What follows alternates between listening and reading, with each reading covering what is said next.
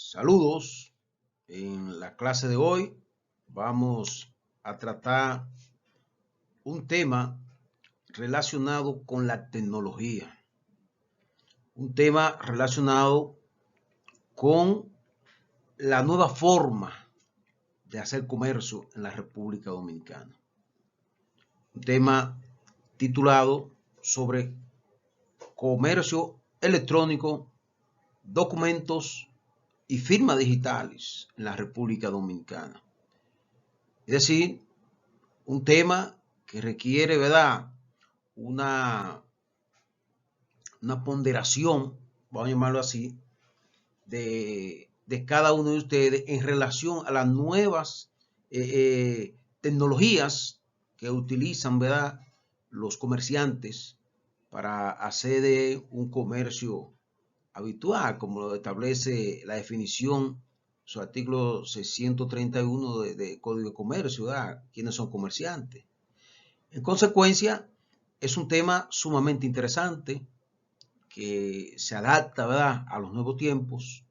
En consecuencia, vamos a iniciar con tan importante tema.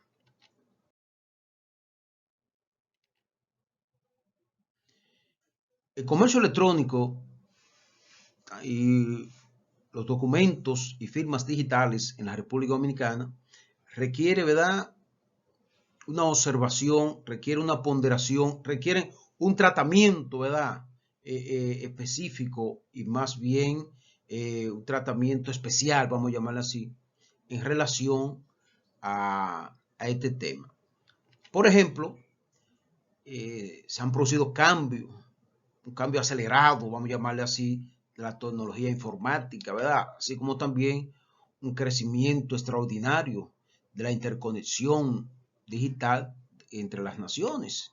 Así como también que esto ha generado, ¿verdad?, una profunda transformación, tanto en el orden social como en el orden económico. Lo que ha transformado el comercio tradicional al comercio electrónico. Es decir, que ya el comercio tradicional ha ido perdiendo vigencia, por decirlo así, con estas nuevas herramientas de hacer el comercio, como es ese comercio electrónico. De manera que requiere, ¿verdad?, esas atenciones especiales dada el incremento de este tipo de actividad. Lo que se hace necesario que las naciones, los estados, reconozcan dicha manera de hacer negocio. A grosso modo, ¿verdad?, todo lo que ha pasado con el comercio electrónico en la República Dominicana. ¿Qué se ha incrementado con el sistema de comercio electrónico? Mire, realmente lo que se ha incrementado es la productividad. Hay mayor producción. Sí, por un asunto extraordinario, hay mayor producción, porque ya no hay que ir allí, no hay que hacer acto de presencia para hacer una transacción comercial de productos, de mercancías. No, a través del sistema electrónico, con una tarjeta de crédito, por poner un ejemplo, o una transacción electrónica, ya usted tiene su producto, ya usted puede adquirirlo y todo eso. Así como también una mayor efectividad en las transacciones, se ha creado una mayor confianza en relación a eso y la protección indudablemente que es mayor. Aunque hay que reconocer que hay ciertas disposiciones, ¿verdad?, que a veces como que no son confiables, porque por ejemplo, recientemente algunas figuras, tanto políticas como empresariales de los Estados Unidos, han sido hackeados su Twitter, lo que significa que no están exentos, ¿verdad?, de eso. Y se ha determinado que esos hackers lo que procuraban era informaciones. De manera que todo es posible en esta vida, ¿verdad? No obstante existir la ciberseguridad como sistema de protección a las redes sociales y al comercio electrónico. Y también se ha incrementado la seguridad jurídica como ente fundamental para el desarrollo de estos tipos de actividades. Es importante establecer que la autenticación y seguridad de documentos y mensajes de datos son fundamentales para asegurar a las partes involucradas, que son los que llevan el control, ¿verdad?, que sus transacciones de comercio electrónico se hacen en un ambiente libre de ataques ilegales o infracciones. Libre no va a estar de esas infracciones. Lo que le decía, eso, cualquier hacker experimentado puede acceder a esos tipos de sistemas de información, y eso no es un secreto para nadie. Y por eso en otras sesiones de clase nosotros vamos a tratar la ciberdelincuencia, el ciberpatrullaje, la ciberseguridad, todas esas figuras jurídicas nuevas que dan al trate, ¿verdad?, con los nuevos tiempos, así como también sobre las telecomunicaciones, que es sumamente importante tratar, que está programado, ¿verdad?, que lo hagamos, de manera que son sumamente importantes establecer todo este tipo de herramientas indispensables para hoy día y poder tipificar las nuevas infracciones y más aún en el comercio electrónico de la República Dominicana. En caso de darse, por ejemplo, esto, es decir, de que se pueda intervenir o se puedan cometer infracciones, hay que dirimir esos conflictos, así como también asignar responsabilidades y reparar los daños que a través de los órganos correspondientes. Es decir, que si se comete una infracción de esta naturaleza, ya nosotros tenemos que designar, ¿verdad? Tenemos que identificar cuáles son los órganos correspondientes para eso, es decir, los tribunales. Recordemos que ya en sesión de clase pasada tratamos los crímenes y delitos de altas tecnologías, ¿verdad? Esos crímenes y delitos de alta tecnología, es bueno que se sepa que aunque tiene una sanción, yo diría, excesiva, pero son importantes, porque ya a través de un clic cualquier persona puede cometer un hecho lamentable en este país y en cualquier parte del mundo, y eso hay que tenerlo presente. El fundamento esencial del comercio electrónico, o más, perdón, del comercio en sentido general, lo encontramos tanto en el Código Civil como en el Código de Comercio, y es por eso es que se requiere, ¿verdad?, una nueva herramienta para combatir el comercio electrónico en la República Dominicana. La base legal de la ley es la ley 126-02, eso es del 4 de septiembre del 2002, que tiene un reglamento de aplicación que es 355-03 del 8 de abril del 2003. Esos son en relación al comercio electrónico, documentos y firmas digitales.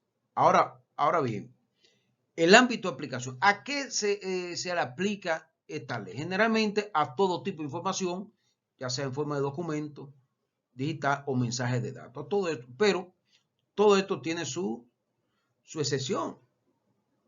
Y la excepción a esto es lo que veremos a continuación.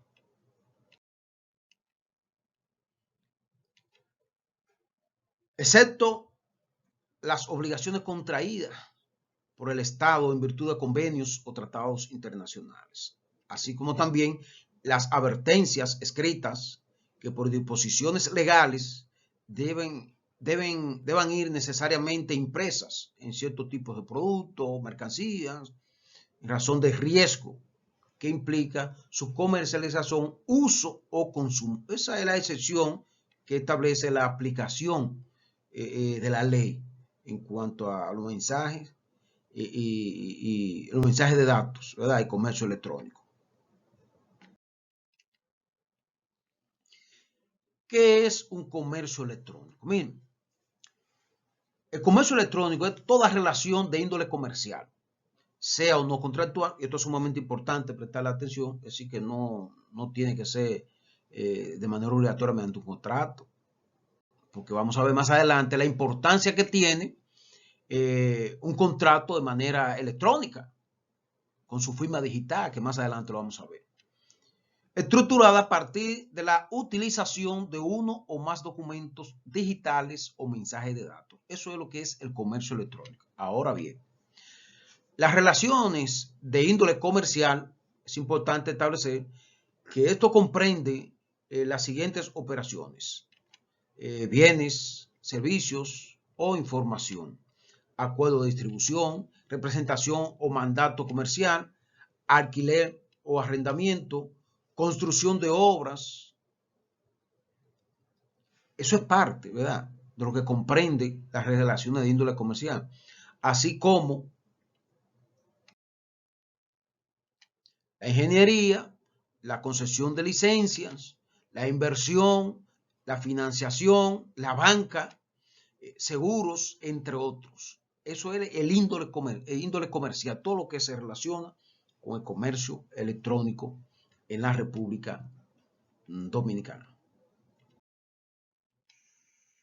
Algunas definiciones importantes que es bueno establecer, y es lo referente al intercambio electrónico de datos, EDI. Esto es sumamente importante porque esto se refiere a la transmisión electrónica de información de una computadora a otra. Es decir, toda la información es suministrada, todo mensaje de datos de una computadora a otra, significa que es un intercambio electrónico de datos. Cuando la información está estructurada conforme a alguna norma técnica convenida al efecto. En consecuencia, debemos definir lo que es un iniciador, que para nosotros poder tipificar la infracción, tenemos que saber qué significa para la ley estas figuras jurídicas que estamos tratando. Entonces, el iniciador, ¿qué significa para la ley 126-02? Bueno, toda persona que al tenor de un mensaje de datos haya actuado por su cuenta, es decir, como su nombre, iniciador, que haya iniciado por su propia cuenta cualquier mensaje de datos.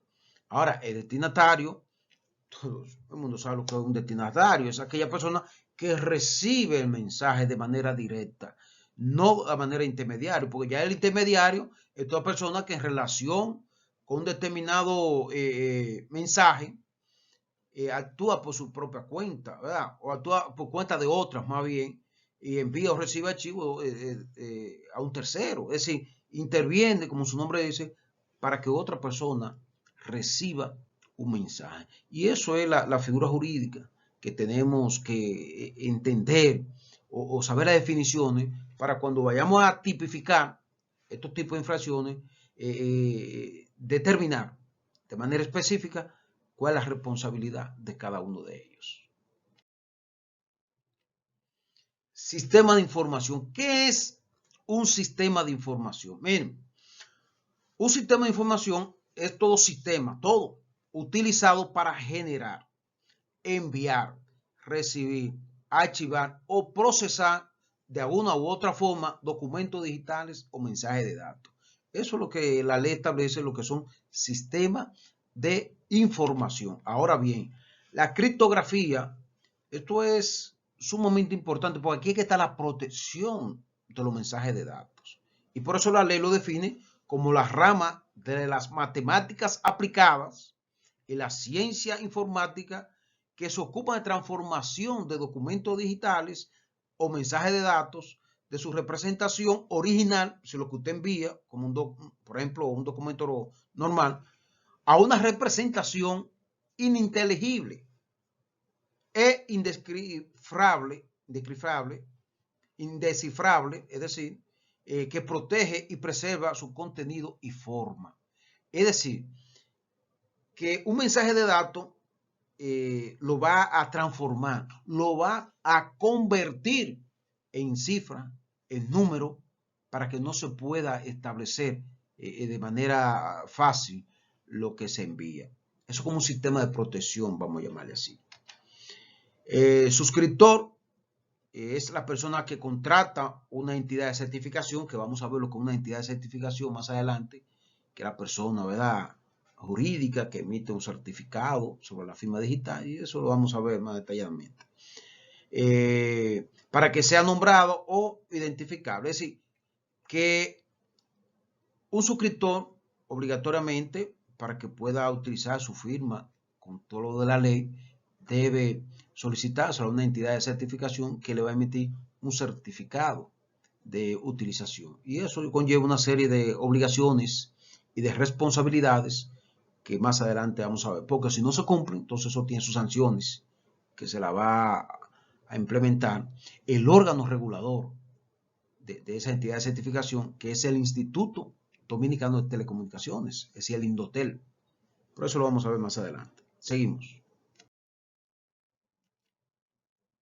El usuario. ¿Qué es un usuario? Bueno, usted podrá pensar un usuario, cualquier persona que usa un documento o algo. Pero mire, la ley de manera específica establece que es la persona que sin ser suscriptor, es decir, sin estar suscrito a una entidad de certificación, ¿verdad? Y sin contratar los servicios de emisión de certificados de una entidad de certificación, puede, sin embargo, validar la integridad y autenticidad de un documento digital o de un mensaje de datos con base en un certificado del suscriptor originador del mensaje. Es decir, que tiene una relación estrecha con ese suscriptor, aunque no forme parte de la entidad de certificación. Esa es la idea. Entonces, ¿qué es revocar un certificado? Bueno, como su nombre lo dice, finalizar definitivamente el periodo de validez de ese certificado. Ahora bien, ¿qué es suspender un certificado? Bueno, suspender un momento determinado dicho certificado por un tiempo determinado. Así de sencillo. Esos son los relacionados a los certificados emitidos por la entidad de certificación. Seguimos. Principios generales. Miren, existen 4 principios generales en esta materia. Y es que, primero, el primer principio es facilitar el comercio electrónico entre y dentro de las naciones. Validar las transacciones, promover y apoyar la implementación de nuevas tecnologías. Ustedes saben que la tecnología va avanzando constantemente, eso no se detiene. Así como también apoyar las prácticas comerciales. Esos son los principales 4 principios generales en esta materia. Vamos a hablar ahora del reconocimiento jurídico de los documentos digitales y mensajes de datos. Mire, no se negarán efectos jurídicos, validez o fuerza obligatoria a todo tipo de información por la razón de que esté en forma de documento digital o mensaje de datos. Me explico. Ningún tribunal, ninguna autoridad, ningún funcionario, lo que sea, puede restarle validez o quitarle credibilidad a un mensaje de datos o a un documento digital por el hecho de que sea digital, por simplemente. No, eso tiene la misma fuerza obligatoria. Y por eso lo dice la ley que su efecto jurídico no se le puede negar. Y en consecuencia tendrá fuerza obligatoria y validez. Consecuente, eso es sumamente interesante. Y vamos a ver más adelante qué alcance tiene ese efecto jurídico o esa validez de esos documentos digitales o mensajes de datos. Original. ¿Qué significa original? Miren, cuando cualquier norma requiera que la información sea presentada o conservada en su forma original, este requisito quedará satisfecho con un documento digital o un mensaje de datos. Así de sencillo. Es decir, que no requiere obligatoriamente que sea de un documento, que esté firmado, que se vea que es azul, que sea original, que tenga un sello, nada de eso. Porque recuerden que todos los equipos electrónicos, como computadora, teléfono, por ejemplo, toda la computadora tiene su IP mediante el cual usted se comunica. Y eso se determina de dónde salió. Todo celular tiene un email, es una numeración única. Entonces, todo eso se puede determinar y establecer su validez, sin necesidad, ¿verdad?, de establecer que sea original, porque ya es original, si sale de eso es original, y por eso se le da fuerza obligatoria o la validez de un documento o mensaje de datos. Así de sencillo. Integridad del documento digital o mensaje de datos. Miren, esto es importante porque si esta ha permanecido completa e inalterada, salvo la adición de algún endoso o de algún cambio que se le haya hecho, el proceso de comunicación, archivo, presentación. Mire, generalmente, si eso se ha mantenido inalterable y protegido, Óigame, es íntegro ese documento. Ahora, si usted confía que no es íntegro, entonces lo que hay que hacer es un experticio, ¿verdad? Un experticio que tienda, técnico, ¿verdad? Que tienda a probar si realmente está o no alterado. Así de sencillo. Pero mientras tanto, lo que establece la ley es que eso tiene su fuerza de ley, tiene su fuerza obligatoria, tiene su validez.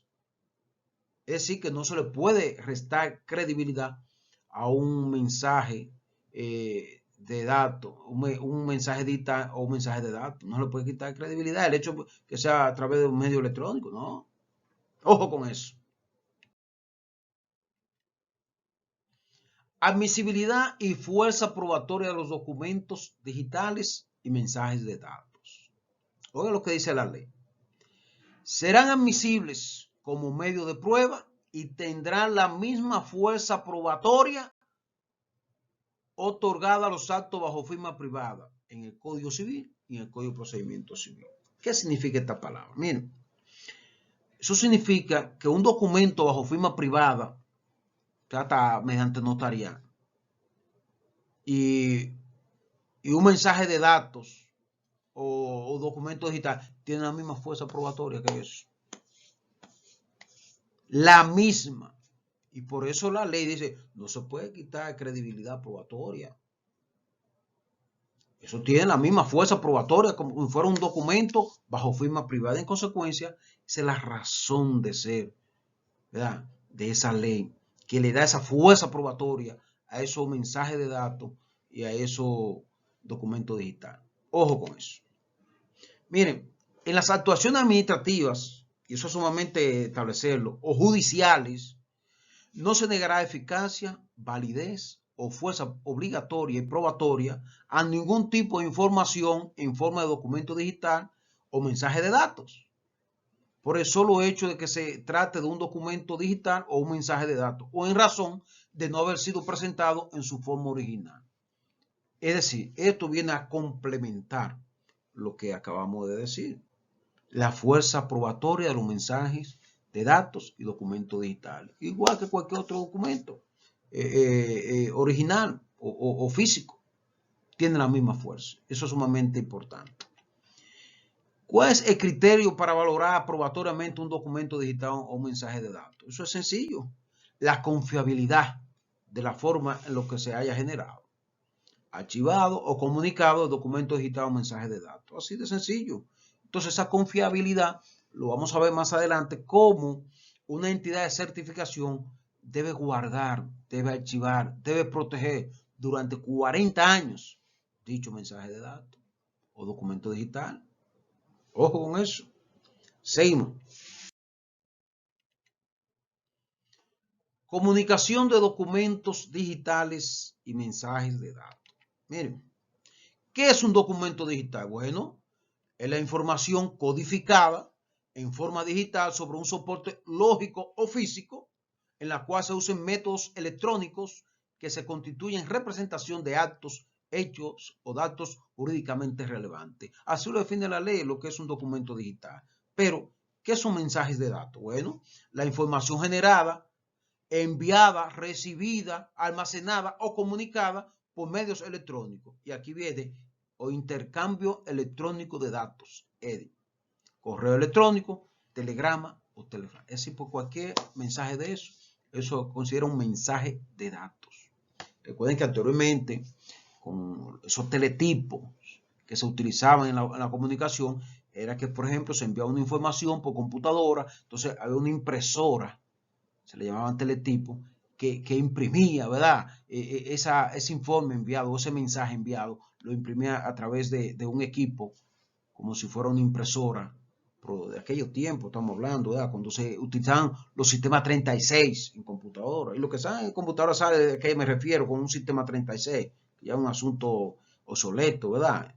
Pero en aquellos tiempos tenían su fuerza. Y eso era lo que reinaba anteriormente. Seguimos.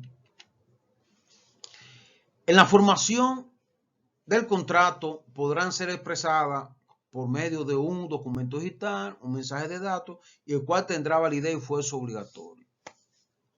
¿Qué significa esto?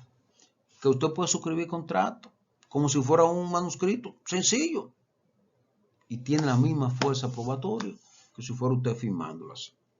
Ahora, esa firma digital, vamos a ver más adelante qué implicación tiene, qué garantía tiene, quién protege eso. Por eso lo vamos a ver más adelante. Seguimos. Reconocimiento de los documentos digitales y mensajes de datos por las partes. Esto es importante porque en las relaciones entre el iniciador, que ya sabemos lo que es un iniciador, ¿verdad? Y el destinatario, que es a quien se le está enviando el mensaje, entre las partes firmantes de un documento digital, cuando las hubiere, no se negarán efectos jurídicos. Aquí vuelve a reiterarse que no se puede negar validez o fuerza probatoria y obligatoria a una manifestación de voluntad u otra declaración por la sola razón de haberse hecho de forma de documento digital o mensaje de datos. Es decir, que el reconocimiento entre las partes es fundamental y ninguno de los dos puede restarle credibilidad, ni un tercero restarle credibilidad por el solo hecho que se refiera a un documento digital o mensaje de datos. Ojo con eso. ¿Qué son las firmas digitales? Miren, una firma es cuando cualquier norma exija la presencia de una firma o establezca cierta consecuencia en ausencia de la misma. Ojo con esto. Se entenderá satisfecho dicho requerimiento en relación a un documento digital o un mensaje de datos si este ha sido firmado digitalmente. Aquí viene la firma digital. Si ha sido firmado digitalmente y la firma digital cumple con los requisitos de validez establecidos en la ley 126-02, que es la ley sobre comercio electrónico, documentos y firmas digitales.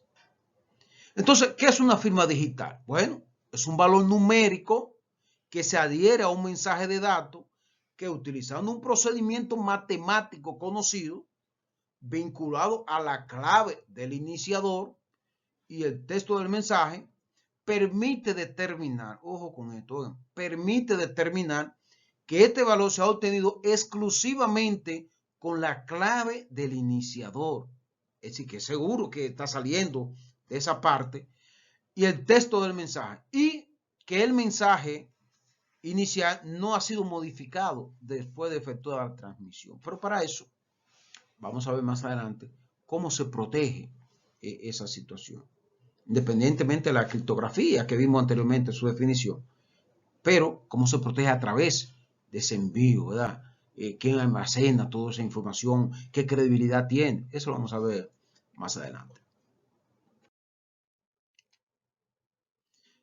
Miren, el uso de una firma digital tendrá la misma fuerza y efecto que el uso de una firma manuscrita. Lo que yo le decía, se incorpora los siguientes atributos, es decir, ¿cuáles condiciones debe cumplir para que se requiera? Es decir, para que tenga validez esa firma digital, como si fuera una firma manuscrita.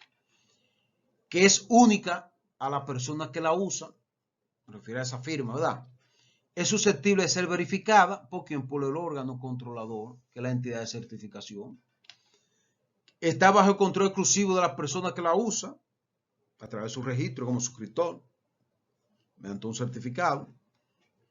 Está ligada a la información, documento digital o mensaje de datos al que está asociado, de tal manera que si estos son cambiados, la firma digital es inválida, porque debe haber un registro, como yo lo decía, en la entidad de certificación.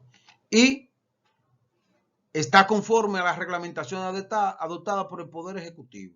Esas son, ¿verdad? Vamos a llamarle los atributos que debe tener una firma digital para que tenga validez, de conformidad con la ley 126-02 sobre comercio electrónico de documentos y firmas digitales.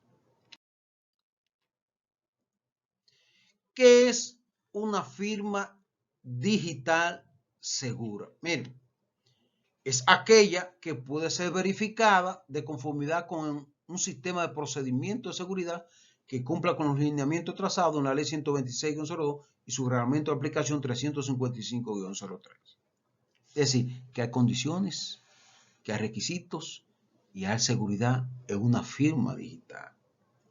Por eso, ese contrato como suscriptor de un certificado a través de una entidad de certificación para una firma digital es fundamental.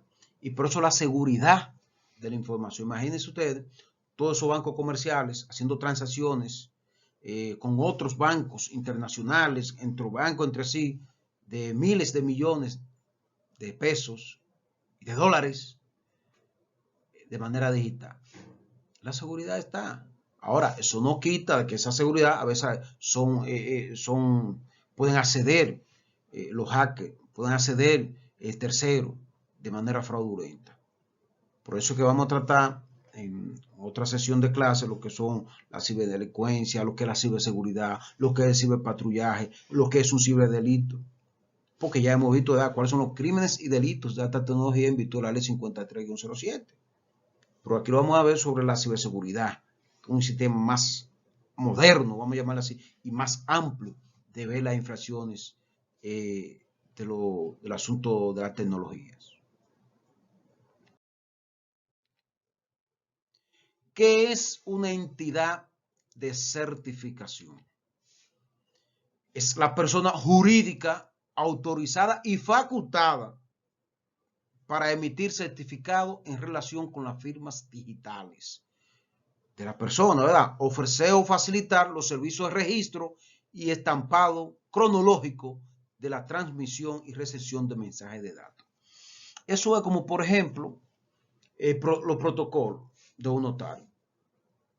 De los notarios, sí. Un protocolo notarial es un procedimiento donde en cada documento que haga el notario debe numerarlo, cada acto, la fecha, cuáles son las partes, es registrarlo todo. Y eso se hace a través de la entidad de certificación que tendrá todo eso registrado y protegido, como vamos a ver más adelante, por 40 años.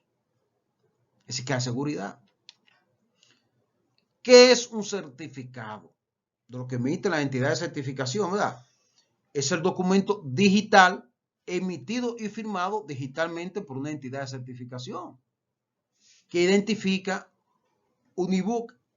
unívocamente a un suscriptor durante el periodo de vigencia del certificado y que se constituye en prueba de que dicho suscriptor es fuente y originador del contenido de un documento digital o mensaje de datos que incorpore su certificado. Es decir, que luego que existe esa suscripción, se le haya otorgado a ese suscriptor un certificado a través de la entidad de certificación, todo eso queda registrado, todo eso está asegurado, todo eso es comprobable, todo eso es seguro. Claro, voy y repito, hasta cierto punto, porque puede ser alterado, porque hay personas que saben de eso, saben cómo acceder a información. Una vez, yo recuerdo que el Tribunal Constitucional, la página del Tribunal Constitucional fue violentada, fue hackeada. Imagínense ustedes. Y eso no lo hicieron con ningún interés de hacer daño a nadie, porque imagínense qué daño pueden hacer una. Pero ustedes se imaginan al Banco Central. Ustedes se imaginan a una institución bancaria de eso y que le transfieran todos esos fondos. Y usted dirá, bueno, pero se pueden ubicar. Sí, pero ¿qué daño le puede hacer? Que paraliza su sistema interno automáticamente y le afecta. Pero para eso están las sanciones. Y se puede determinar a través de los IP y los números únicos de email de los celulares. Así que hay manera de establecer, hay manera de identificar, hay manera de controlar eso. Pero eso no escapa, ¿verdad?, a la seguridad que deben tener todos los mensajes de datos, todos los mensajes digitales o mensajes de datos a través de la tecnología, ¿verdad? Eso es sumamente importante establecer, que se pueden identificar, se pueden establecer responsabilidades y determinar a ciencia cierta dónde se provocó eso. Características y requerimientos de la entidad de certificación. Lo primero es que la persona jurídica, tanto pública como privada, de origen nacional o extranjero, y las cámaras de comercio y producción, que previa solicitud sean autorizadas por el Indotel si el Instituto Dominicano de Telecomunicaciones, y que cumpla con los requerimientos establecidos en los reglamentos, puede ser una entidad de certificación. Ahora, ¿cuáles condiciones deben cumplir? Mire, la primera condición es el factor económico.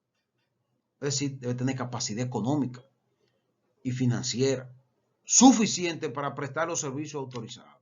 Contar con la capacidad y elementos técnicos necesarios para la generación de firmas digitales, la emisión de certificados sobre la autenticidad.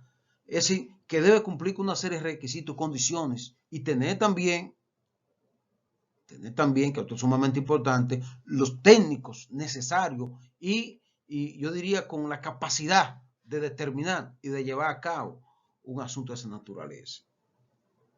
Son ingenieros telemáticos que se necesitan ahí, que puedan determinar y puedan identificar rápidamente cuando hay una vulneración y que eso encienda un sistema de alarma. Porque si no, imagínense ustedes, si se deja todo así, por ejemplo, en los Estados Unidos, que su principal fuente son el asunto digital. Ustedes se imaginan toda esa información del presidente de la República, que se emiten por ahí, la autorización y todo, que se hackee. Eso puede traer consecuencias terribles. Pero para eso existe la ciberseguridad, los mecanismos de protección de la tecnología. Seguimos. Obligaciones de las entidades de certificación. ¿A qué están obligados las entidades de certificación? Bueno, están obligados a emitir certificados, implementar los sistemas de seguridad, garantizar la protección, confidencialidad del suscriptor, que ha suscrito el acuerdo con ellos, ¿verdad? Ya ha obtenido su certificado, garantizar la prestación permanente. Esas son de las obligaciones que debe tener una entidad de certificación. Ojo con eso. Así como también efectuar los avisos y publicaciones correspondientes de conformidad con la ley. Todo eso son las obligaciones que debe tener toda entidad de certificación que haya sido autorizado, como ustedes saben muy bien ya, y lo hemos tratado, a través del Indotel, ¿verdad? Que es el ente regulador de la entidad de certificación. Seguimos. Contenido de los certificados. ¿Qué deben contener los certificados emitidos por una entidad de certificación de firma digital? Nombre, dirección y domicilio del suscriptor, lugar donde realiza actividades, la clave pública del usuario, la metodología para verificar la firma digital y el número de serie del certificado, así como también la fecha de emisión y expiración del certificado. Esos son los contenidos, ¿verdad?, esenciales que debe tener un certificado. En consecuencia, eso va a permitir a tener un mayor control a través de la entidad de certificación. Y eso va, obviamente, a proteger al suscriptor de ese certificado. Término de conservación de los registros. Oigan esto, señores. 40 años deben ser conservados. Y esos 40 años serán contados a partir de la fecha de la revocación o expiración del correspondiente certificado. Es decir, que aunque se venza, que aunque expire, que aunque sea revocado, esa información debe estar ahí durante 40 años. Imagínense ustedes. ¿Y qué se va a determinar o qué se va a hacer con esa información? Bueno, determinar, comprobar, establecer la veracidad o no de los mensajes. Ahí se determina todo. Imagínense ustedes por 40 años. Así que ahí se puede comprobar, ahí se puede determinar la seguridad realmente de la información, de los mensajes de datos y de los documentos digitales que se han enviado. Y más bien garantizar sobre la firma digital que se ha emitido mediante un correo electrónico, por ejemplo. Ojo con eso. El órgano regulador ya hemos establecido que es el Indotel, es decir, el Instituto Dominicano de Telecomunicaciones, que es el Indotel, quien ejercerá las funciones de vigilancia y control de la actividad desarrollada por las entidades de certificación. Y esto es sumamente importante porque recuerden que el Indotel es el ente regulador de las telecomunicaciones en sentido general. Así lo establece la ley 153-98, que es la Ley General de Telecomunicaciones. Faltas y sanciones que aplica el Indotel a las entidades de certificación. Dentro de esa falta que se aplican, se puede estar la amonestación, la multa de hasta 2.000 salarios mínimos mensuales, la suspensión de todas las actividades a la entidad de certificación, así como también separar de los cargos y prohibir a los infractores trabajar en empresas similares por el término de 10 años, prohibir prestar directa o indirectamente los servicios de entidades de certificación durante 10 años y la revocación definitiva de la autorización. Esos son los tipos de sanciones que puede otorgar el Indotel a toda entidad de certificación que infrinja, ¿verdad?, las normas. Eso es sumamente importante. Por eso ese ente regulador del Indotel es que está en la obligación de aplicar esas sanciones por la falta que puedan cometer dicha entidad. Los repositorios. ¿Qué son los repositorios? Esto es sumamente importante. Fíjense, es un sistema de información para el almacenamiento, es decir, para almacenar y recuperación de certificados u otro tipo de información relevante para la expedición y validación de los mismos. Es decir, eso es como la seguridad de la información. Eso es como, ¿cómo le vamos a llamar? Como la memoria externa. Vamos a llamarle como donde se guardan toda la información. El disco duro, vamos a llamarle así de eso. Esos son los repositorios, la garantía de esa información. Ahora bien, esos repositorios deben mantener una base de datos de los certificados, garantizar que se conserve íntegra y exactamente razonable para que sea confiable, ofrecer y facilitar los servicios de registro, estampado, cronológico, ¿verdad?, en la transmisión y recepción de mensajes de datos, ofrecer los servicios de archivos y conservación de los mensajes de datos y también mantener un registro de las publicaciones de los certificados revocados o suspendidos, es decir, tener un control de todo, de almacenaje, de archivo, de publicación, de todo. Que de ahí va a depender ¿qué? La garantía y la seguridad del comercio electrónico. Bien, miren, hasta aquí hemos llegado al final, ¿verdad?, de este tema sobre el comercio electrónico, documentos y firmas digitales, y solamente resta darle las gracias y nos vemos en una próxima sesión de clase.